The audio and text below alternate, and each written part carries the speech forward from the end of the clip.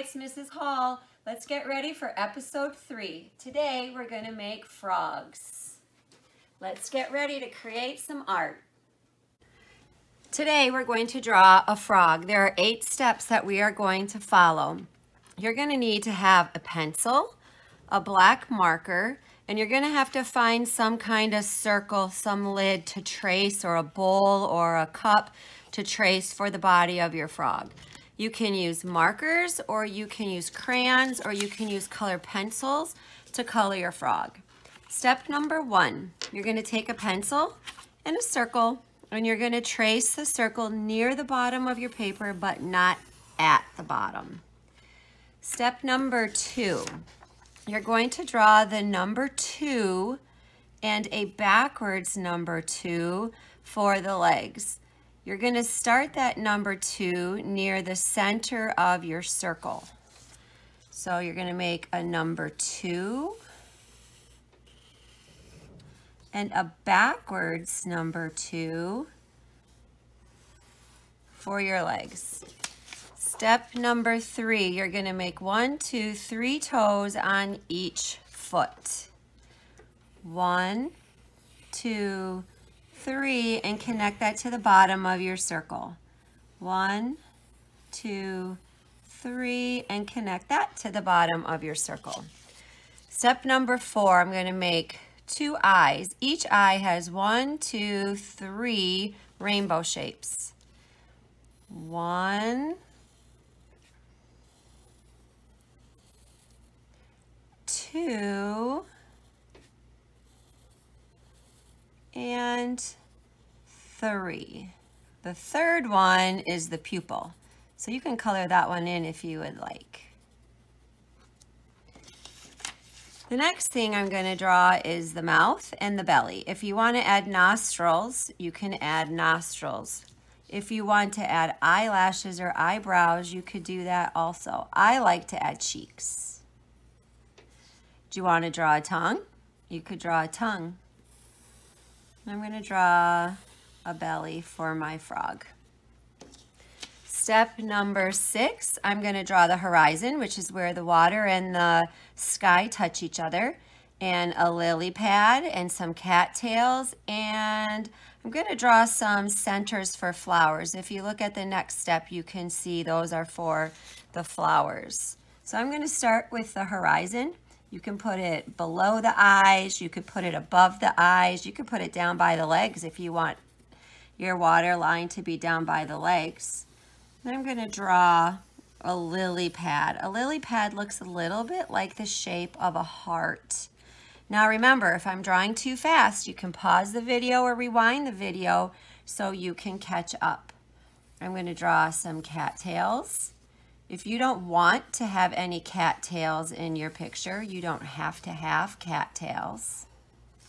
I'm going to draw some cattails so it looks like my frog is in a pond.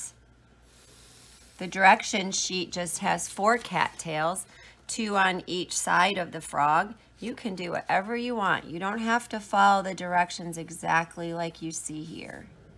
Use your imagination and be creative, and add any other details that you would like. I'm going to put some flowers behind the frog, some flowers in front of the frog, and how about some flowers on the lily pad? Step number 7, I'm going to erase those lines in the center of the cattail, add some grass, and add my flower petals. So I'm going to erase these lines right here with my pencil. That's why it's a good idea to draw this frog with pencil first. And then I'm going to add some flower petals.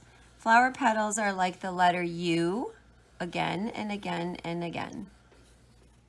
If that's too hard for you, you could draw some lines like this from the center. I drew 5, you could draw 4 or 6 and go around those letter U's. That might be an easier way for some of you to draw flowers. You can add as many flowers as you would like. I'm going to add some grass. There'll be a lot of grass growing around a pond. I'm going to put some grass by the eyes of my frog. My grass could overlap. I made a curly one right there. Whatever you think looks good.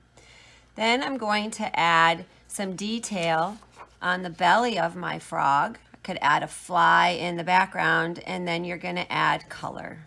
So I'm going to start by making spots on my frog. You could put spots on the belly. You could put spots around the belly like I am doing. You could put spots on the leg. Some frogs are actually blue. You could make a poisonous frog. If you want to add a fly, you could add a fly to the background. I'm going to make an oval for the body and then another oval for the wings. And I'm going to make some little lines like this.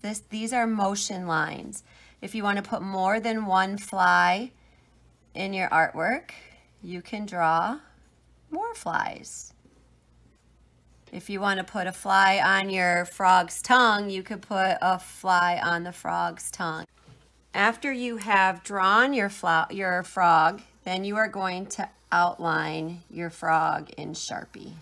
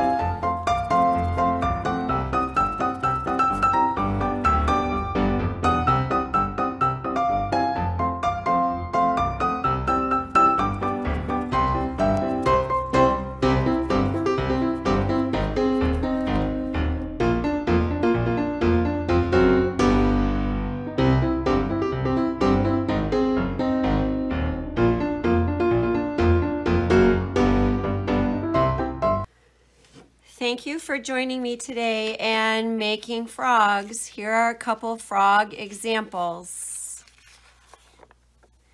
This one has the whole sky colored in with pink flowers. And here's another frog with a combination of pink and yellow flowers. Thanks for joining me. I hope you had fun making a frog with me today. Have a great rest of the week. I'll see you next week, and I wonder what's in store for episode 4.